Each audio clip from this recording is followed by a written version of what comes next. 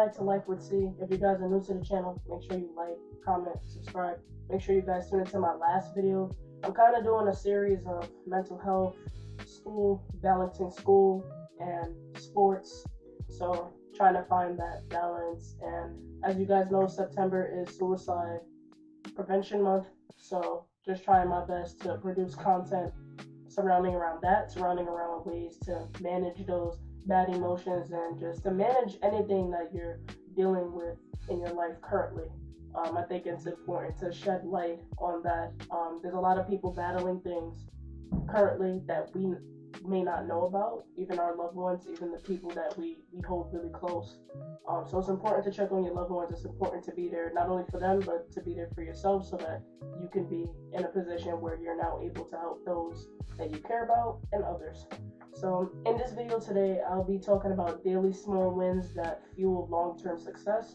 The way that I want to structure this video and the way that I want to structure the topic is talking about the 5 aspects of health, which is emotional, physical, spiritual, environmental, spiritual, mental. Those are the 5 aspects of health.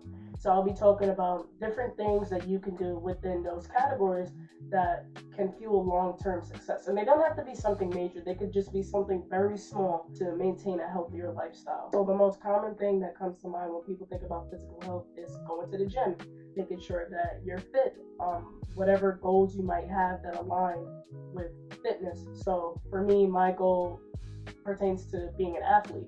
So for me, it would be improving my conditioning, it would be getting lean. I think also it's really important to mention that you don't necessarily have to go to the gym to improve your physical health. You can do any form of exercise, whether it's walking, whether it's taking a light jog, whether it's riding a bike, cycling outside, or even doing something like yoga, something that just helps your body physically. I feel like that also contributes to your physical health. Just making sure that you're incorporating fruits and vegetables within the week. Ways that you can contribute to environmental health. One, I think, is by unplugging. And what I mean by unplugging is conserving energy. So if you're not using your laptop, if you're not using your TV, if you're not using your AC, just unplugging those things to conserve energy. Turning off the lights. I have a real bad habit of I like to be in darkness. As you guys can see, the lights are off. So cutting off all the lights when you're not using it. Just being mindful of that also. Getting fresh air. Taking in nature. All those things could contribute to your environmental health as well as physical.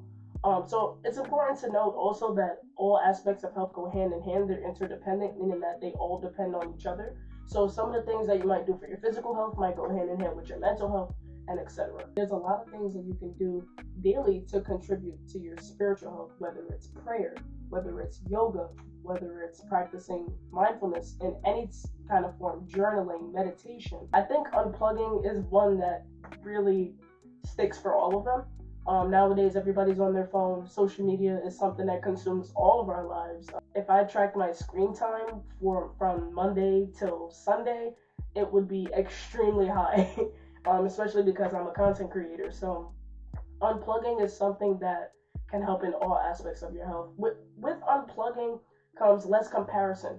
I feel like social media is a place where people also compare themselves to other people's lives. Social media, in my opinion, in my humble opinion, is a false reality. Everybody's dealing with things. Everybody has struggles.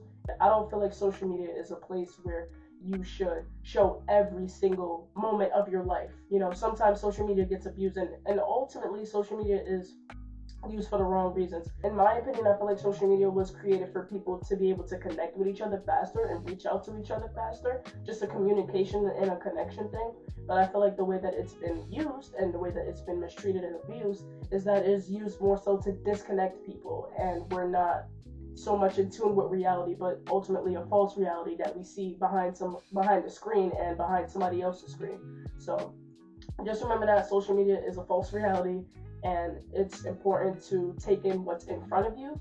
So unplugging would definitely help spiritually because your energy won't be affected as much because you're not in tune so much with what's going on, or what's going on that is false, or paying attention to other people's lives, the people that you might follow, the people that you might look up to, the people that you might idolize, that you want to be like. Just doing less comparison, I feel like that can contribute to all aspects of your health, definitely spiritual and mental. As for emotional health, this goes hand in hand with physical, so getting enough sleep, spending time with loved ones, spending time with family. But before doing that, also making sure that you're taking time for you. So, and whatever that might look like, self-care, whether it's watching a show, whether it's going outside, doing something that's just unrelated to your daily responsibilities, that can really improve your emotional health, and it can keep you sane and keep you human. When you get so caught up in the work ethic, you miss out on life. You tend to move too fast and miss out on life. So it's really important, like I said before, to slow down and to just be mindful and take in what's in front of you instead of looking so far ahead. And as for mental health, I pretty much said everything. The main thing again is unplugging, but also words of affirmation. So when you wake up, you don't necessarily have to have a morning routine where you ice plunge, meditation. I have a morning routine that kind of like keeps me balanced. I believe that it's not that we don't have time for things, it's that we don't make time for things. So if it's important, you'll make time for it. Words of affirmation, like I was saying, are great ways to just remind yourself of who you are and to remind yourself that you are human. A great word of affirmation that I like to say to myself a lot is that I'm alive, I'm healthy, I'm kind, I'm good looking. Just things like that that can help boost your confidence and your self-esteem. Those things are very important and vital when it comes to your health. Thank you guys so much for tuning into today's video. I hope this video was helpful for anybody who stumbled upon it. And at the end of all of my videos, I like to give a quote of the day. And the quote of the day is, beautiful things happen when you distance yourself from negativity. Take care, guys.